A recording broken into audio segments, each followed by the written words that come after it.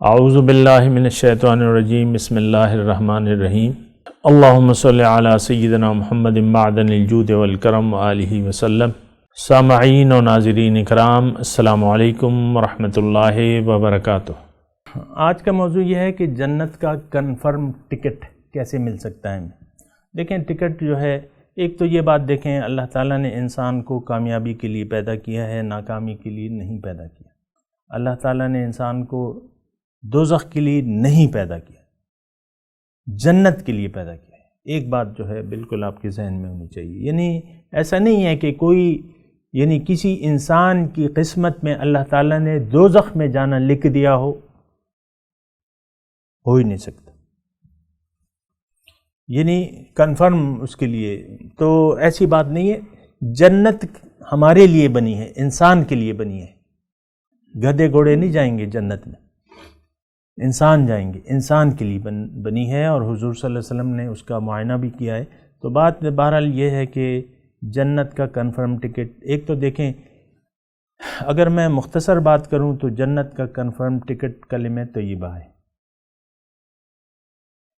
جو قرآن اور حدیث سے میں بات کروں، جنت کا کنفرم ٹکٹ کیا ہے؟ من قال لا الہ الا اللہ مستیقنا بہ قلبہ، تو یا من قال لا الہ الا اللہ فقد دخل الجنہ۔ اگر مجمل بات ہے اور حضور کی زبان سے آپ سننا چاہتے ہیں تو وہ یہ ہے کہ آپ نے لا الہ الا اللہ جو ہے کہنا ہے، قول اقرار باللسان و تصدیق بالقلب، جنت کنفرم ہے بالکل۔ یہ حضور کی گارنٹی ہے۔ آپ کو وہ حدیث یاد ہوگی، حضور صلی اللہ علیہ وسلم ایک باغ میں بیٹھے ہوئے تھے، ایک باغ میں میرے خیال سے مدینے کا واقعہ، ہاں، باغ میں بیٹھے ہوئے تھے، اچانک اٹھ کے چلے گئے اپنی نشست سے۔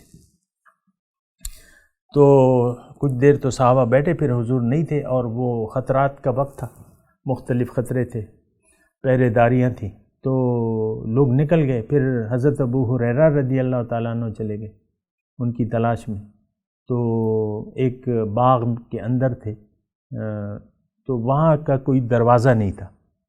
تو حضرت ابو ہریرہ رضی اللہ تعالیٰ عنہ کہتے ہیں کہ میں لومڑی کی طرح اس سوراخ کے اندر داخل ہو کے حضور صلی اللہ علیہ وسلم کے پاس گیا۔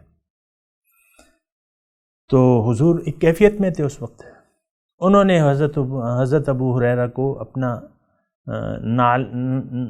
جوتا مبارک دیا، نالین مبارک، اور ان سے کہا کہ دیکھو یہ میرا جوتا لو، اور تمہیں جو بھی ملے، اور اس کو یہ کہو کہ جس نے کہہ دیا لا الہ الا اللہ محمد رسول اللہ، وہ جنت میں کنفرم داخل ہو جائے گا۔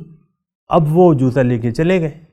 سب سے پہلے عمر رضی اللہ تعالیٰ عنہ آئے ان کے سامنے، ان کو انہوں نے بات بتا دی، ثبوت کے طور پہ نالین شریف بھی پیش کی۔ تو عمر رضی اللہ تعالیٰ عنہ نے بہرحال انہوں نے کنفرم کرنا چاہا، اور ان کو یقین نہیں آیا نا، حضرت عمر کو یقین نہیں آیا۔ ہمیں یقین نہیں آتا تو وہ ایک الگ بات ہے، حضرت عمر کو یقین نہیں آیا کہ یہ اتنی آسانی، یہ اتنا کنفرم بات، اور یہ ساتھ تو بہرحال وہ گئے۔ تو بہرحال وہ جو بھی تفصیل ہے، لیکن بات یہ ہے کہ یہ کنفرم ہے کہ لا الہ الا اللہ محمد الرسول اللہ، جس نے اپنے دل و جان سے کہہ دیا، یعنی اس کو مان لیا، یعنی اس پر یقین کر لیا، اور زندگی میں اللہ کو معبود بنا لیا اس نے، اور حضور صلی اللہ علیہ وسلم کی زندگی کو اپنے لیے اسوہ حسنہ بنا لیا، رول ماڈل بنا لیا۔ آپ مجھے بتائیں کہ کیا کنفرم نہیں ہوا اس کے بعد؟ یا انسان اللہ کی بندگی اختیار کر لے، خالص اللہ کی بندگی، تو یا لباس تقوی انسان پہن لے۔ انسان اگر لباس تقوی پہن لے تو کنفرم نہیں ہے اس کا جنت میں جانا۔ جنت تو بنی متقین کے لیے، جنت تو لباس تقوی کیا ہے؟ بس بھئی احتیاط سے زندگی گزارو، اللہ کو منزل مان لو، اور احتیاط سے زندگی گزارو، جنت کنفرم ہے۔ اس میں اب شک و شبہ کیا رہ گیا؟ یہ تو اللہ تعالیٰ نے لکھ دیا ہے قرآن میں کہ اعدت للمتقین، تو تقوی، لباس تقوی پہن لے، اللہ کو منزل بنا لیں، اللہ کے راستے پر چلیں، یعنی آپ ایک مثال میں آپ کو دیتا ہوں، مثال کے طور پہ آپ مردان میں ہیں اور آپ نے جانا ہے پنڈی، تو آپ نے یعنی آپ کا کام پنڈی میں ہے، آپ کا مقصد پنڈی میں ہے مثال کے طور پہ. اب آپ نے ضرورت کو محسوس کیا کہ بھئی میرا کام پنڈی میں ہے، میرے منزل پنڈی ہے. آپ پھر کیا کریں گے؟ اب دیکھیں یہ بنیادی طور پہ آپ کا ایک خیال، ایک ضرورت پیدا ہو گئی، وہ مقصد آپ کا حل ہوتا ہے پنڈی میں. اب آپ کیا کریں گے؟ آپ کے پاس اپنی گاڑی نہیں ہے، آپ جائیں گے بس سٹینڈ جائیں گے، فلائنگ کوچ میں جائیں گے، جس طریقے سے بھی آپ ٹکٹ لے کے بیٹھ جائیں گے اور اس کی قیمت، پنڈی جانے کی قیمت دے دیں گے تو اور گاڑی چل پڑے گی تو آپ پنڈی پہنچیں گے کہ نہیں پہنچیں گے؟ کنفرم ہے نا؟